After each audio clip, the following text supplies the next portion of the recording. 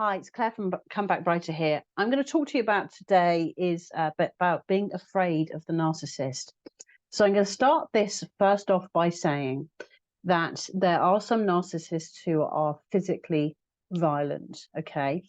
And these are the people to be afraid of, okay? So I'm not talking about those that are actually physically violent. And the priority is, if you are involved with a narcissist who's physically violent, is to make sure that you stay safe. Okay, so under all circumstances, just make sure that you're safe and protected.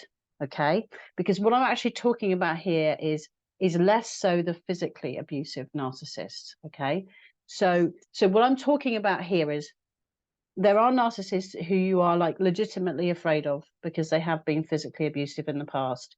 And as far as I'm concerned, if they can hit you once, they can hit you again, and these things can always escalate. Okay. So the absolute priority is to make sure that you get out and you get your other family members out as well, so that everybody's safe. Okay. So what I'm talking about here is more the narcissist who is not physically abusive, but is abusive in every other way. So they're emotionally abusive, they're verbally abusive, all the stuff. Okay. So what happens, I think, with a narcissist is, especially when it comes to a narcissistic parent, is what they do is they like inflate themselves. Okay, they make themselves out to be some sort of like god over your life. Okay, and they do this, right, because in the narcissistic family, the narcissist is rules. They are the number one priority to every single family member. Okay, and that includes the other parent as well. So if your parents are both still together and one of your parents is a narcissist, then that the narcissist is also the priority for your other parent. And this always would have been the case. Even when you were a helpless baby, the narcissist would have been the top priority. Okay. And what we're made to feel, and I think it's true, is that when you're a child, our very survival depends upon the narcissist. And because what they will do is they make us feel like that. They may deny us things. They may deny us our basic needs if they're punishing us. Okay. So, and the whole family feels the same. Not a single member of the family feels safe or secure or loved or accepted by the narcissist. Okay. And that's deliberate. That's deliberate by the narcissist, because what they do then is they allocate one family member their love. Okay. And I say that in air quotes because it's not real love. It's not unconditional love. That person, be it the other parent or one of the children, for that time, they will have done something that the narcissist is rewarding them for. Okay. And the chances are that they have like bigged up the narcissist's ego, or they have done something to like support the narcissist's image of themselves publicly. Okay. And they will be rewarded by having the narcissist's love. Okay. But all it really is like their attention. It might be financial, it might be like material, so they might be given gifts, might be given praise, and just for that short time they will feel that maybe they're safe. However, they know that that love can be revoked at any time, as soon as either they do something that upsets the narcissist, or somebody else does something that bigs up the narcissist's ego, or like bolsters their image. Okay, so it's like one person at a time can have the narcissist's love, and that's what all the family members are fighting for. It's a competition. Okay, it's a competition to be the one who has the narcissist's love, because that's the closest that person feels to feeling safe and secure. So the narcissist will do all these things to perpetuate their position of of power and control over the rest of their family. Okay, they will do everything they can to show everybody that they are the one that is in charge. Okay, and what happens then is this is when we go into adulthood. Okay, you've survived your childhood, so thank God for that. You've got through that, you survived it. Okay, now what you're taking into adulthood is an irrational fear of the narcissist. Okay, and this is especially the case if you're independent of them. Okay, but you still carry that fear because it's not being resolved. You still don't feel safe. You still don't feel secure. No matter how independent you are from them, you still feel that you need to have their love in order to survive.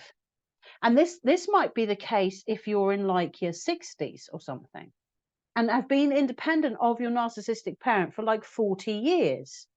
It may be the case if you've asked nothing of them for all those years, but you're still carrying that fear with you. Okay, and they will inflate themselves. Okay, so when you were a child, okay, you didn't know that hopefully there would be some sort of like social support if you were ever kicked out. Okay, or if your narcissistic parent did abandon you, there would be some sort of system that you could go into that hopefully would look after you.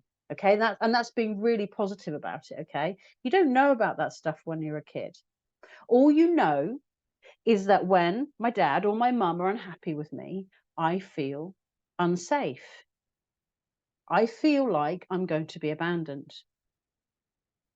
Okay, and what they'll do, and like I say, you carry this into your adulthood with you, and the narcissist will do all these things to perpetuate it so that they feel like they have the power and control over you, and they do.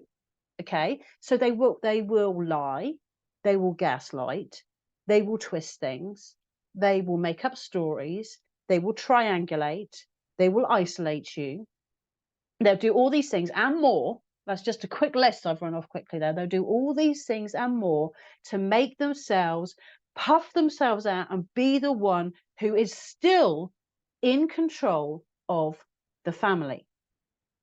Okay, and what I'm speaking from my own personal experiences here, okay, because when I found out about narcissistic personality disorder, I was afraid. And I had a laptop that my father had never even seen. Okay, and I started to save a lot of documents and links and stuff that were like all the stuff, you know, like it's like my eyes opened and I had a document that had all the links to all the websites that were really valuable to me. Okay, that validated me, that made me think my father has narcissistic personality disorder. Okay, so this was like my little dossier of like my own evidence against him. Okay, and what I did was I hid it, not very well, under a file named something completely different in a folder called something completely different. So it was like in like, I don't know, Clare's bills or something.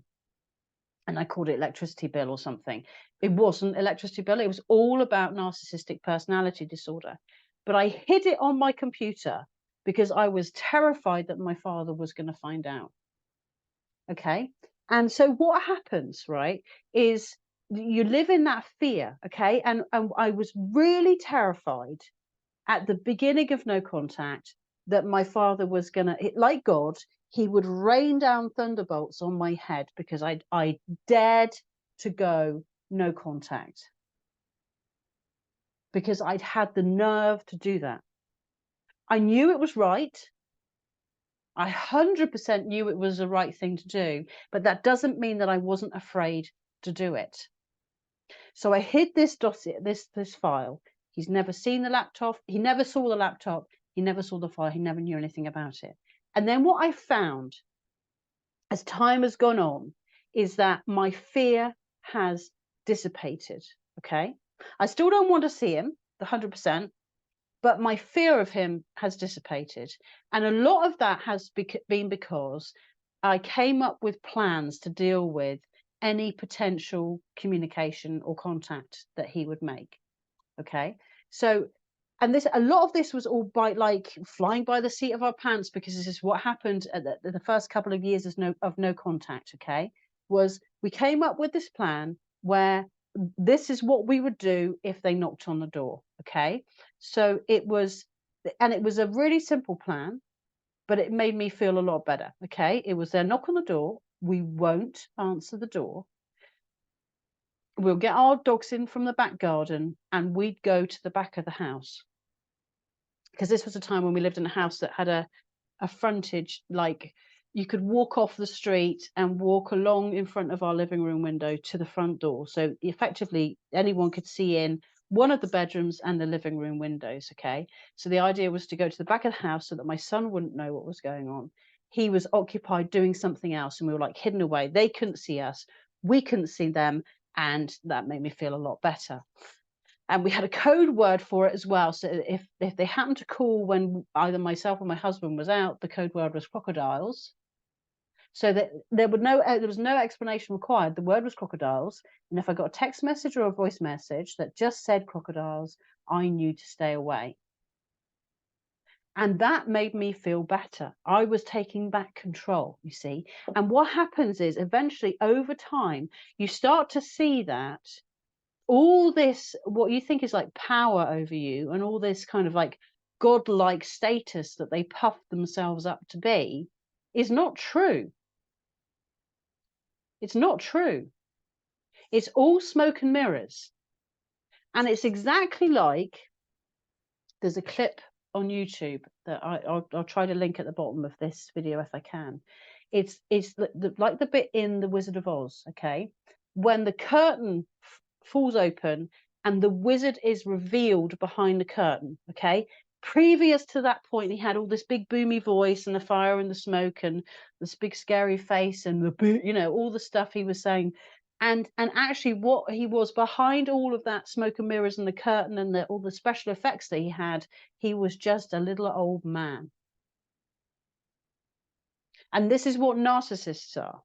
So they'll inflate themselves up with all these stories. They'll inflate themselves up with surrounding themselves by their like posse of people that believe them. And you'll start to think everybody believes them. No, no, that's not true. Not everybody believes a narcissist. Not everybody's sucked in by them. They might nod in the right times and they might be polite and they might be civil to them, but they don't necessarily believe what they have to say. They don't have the power over you that they think they have, that you think they have. So as you go through the healing process, you start to see, hang on a minute. When you start to realize what's actually at the root, because I think everybody must go through this, wanting to find out why your parents like that, wanting to understand them, okay? Not so that you can fix them, but because when you understand them, you have like a greater understanding of where they're coming from. And you can maybe get to a point in your healing journey when you're like, I didn't, you know, they abused me, they weren't kind to me, they were horrible to me, but I can understand why they were like that. And then you start to realize that under this facade of all the big boomy voice and all the effects and the fire and the smoke and all the stuff they do to make you feel afraid is actually like a wounded child behind it all. And like I say, I'm not saying that to make you feel sorry for them. I'm not saying that. So I'm not saying it's your job to fix them, because 100% it's not. But it helps you to understand that. And it also helps you to understand that they do these things to puff themselves up because they are all about having power and control over everybody. They're all about that. And they will do things to continue that in your adult life. You still want to get their love and approval. But with time and with realizing that they have puffed themselves up, they've made themselves appear more powerful than they are. They lose that power over you. You start to take it back. you start to realize the true dynamic. In a lot of ways, I think they're scared of the scapegoat. That's why they have to do things like the smear campaign, discredit them in advance, because they're worried about what the scapegoat will say and the truth coming out. So they have to preempt by doing the smear campaign to discredit the scapegoat in advance. But you know the truth. You know the truth. And that's all that really matters. Because you might feel like you need to tell everybody the truth about them. You might feel that you need to get revenge. You might feel like they hate them, and you want them to know that. You want them to suffer like you suffered. But I think they do suffer. I think they're miserable. I think they're deeply, deeply, deeply unhappy people. And they get a tiny bit of satisfaction out of tearing other people down. But I'll be willing to bet that they are not, even on your worst day, they don't feel ever as good as that. So the fear is normal, okay? The fear is normal, but you've also been conditioned to believe that. You've been stuck in survival mode, and if you're starting to heal, you've got to work through the fact that you were in survival mode. Even if you're in your 50s or 60s, even if it's been decades since you've been reliant on these people, you're still potentially stuck in survival mode because you haven't healed that from being a child. But they've also inflated themselves up. They've also made themselves out to have the power of God over you.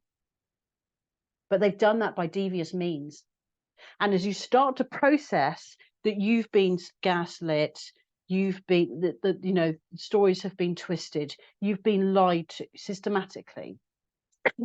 As you start to process that, with everything that you process, it's like that fear dissipates a little bit more, because that was a lie. I knew that wasn't right. I still get little things now where I'm like, oh wow, that explains that. And that is when they're starting to lose their control over you, because you're starting to validate yourself. You're starting to trust yourself. And the more you go through that healing process and you are trusting yourself, you are validating your experiences that you've had with them previously since a child, you start to be like, I knew that was wrong. So you start to grow in confidence. So their power diminishes as your self-confidence grows, and your confidence in yourself and your intuition, as soon as that grows. So it's normal. It's normal right at the start to be terrified about what the consequences might be. The number one priority is to make sure that you protect yourself. So whether you're dealing with a physically violent narcissist or not, your priority is still to feel safe and secure and protected in your home. And that means that you can get stuck in feeling hopeless and helpless. You can be stuck, they go, I'm scared, I'm scared, I'm scared. Or you can go, right, I don't like being scared. I'm going to make a plan. I'm going to do this thing so that I don't feel so scared. And I feel safe and protected and secure in my own home. And there will be things that you can do. And you will come to a point, if you're still stuck in that fear, you will come to a point when you go, I'm just going to live my life. And if they call me, if I bump into them on the street, if they knock on my door, I have a plan to deal with all of them. Because you don't have to talk to them. You don't have to open your door to them. If you see them in the street, you can turn on your heel and walk in the other direction. You can walk past them and ignore them. If they talk to you, you can still ignore them. If they knock on your door, you don't have to answer. So make a plan for whatever areas it is that's bringing you this fear. Make a plan. How can I feel safe in my home? How can I feel safe walking down the street? How can I feel safe answering the phone? The phone is great because you can just hang up. Bing, finished. You don't have to say anything. You owe them Nothing. And if you can come out of that feeling hopeless and helpless and have a plan, then you'll feel empowered. The anxiety won't be there. You will know how you're going to behave, what's going to happen if. And if you live with other people, I suggest you discuss your plans with them too, and then everybody's all on the same page. And you know that if they knock on the door, this is what's going to happen. Everybody knows that. So it's really clear, so you can feel safe. Okay? I hope that this helps you. If you're still struggling with the fear, please reach out to me, either comment here or email me, Clare, CLARE, comebackbrighter@gmail.com. Bye.